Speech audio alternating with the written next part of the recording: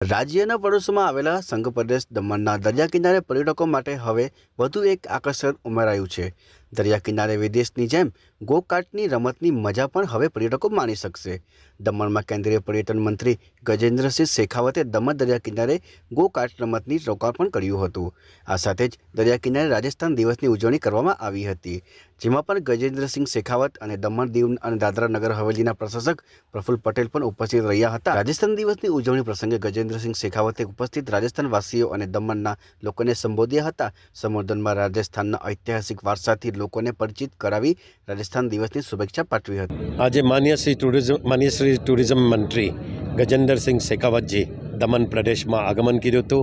રાજસ્થાની દિવસના શુભ દિવસ પર બધાને માર્ગદર્શન આપ્યું। રાજસ્થાની દમણના લોકોએ બહુ આવકાર કીધું અને એક બહુ સારો મેસેજ આપ્યો ટુરિઝમ મિનિસ્ટરે કે દમણ બહુ વિકસિત થઈ રહ્યું છે, રોજગાર બધાને મળશે અને બહુ સારા પોઈન્ટ્સ દમણનો ટુરિસ્ટ સ્પોટ્સ ડેવલપ થઈ રહ્યા છે અને ગો કાર્ટિંગનું બી આજે નિર્માણ કર્યું છે, ઇનોગ્રેશન કર્યું છે। એનાથી ટુરિસ્ટ વધશે અને ઓર બી દેશ આપણો આગળ વધશે। ખાસ કરીને નાઇટ માર્કેટની મુલાકાત લીધી, કેવું લાગ્યું? નાઇટ માર્કેટ તો કલ્પનાને પ્રિય છે, કારણ કે એક થીમથી બનાવ્યું છે, પોર્ચુગીઝ થીમથી, અને બધાને ગમે છે અને એવું આખા ઇન્ડિયામાં બેસ્ટમાં બેસ્ટ નાઇટ માર્કેટ બન્યું છે।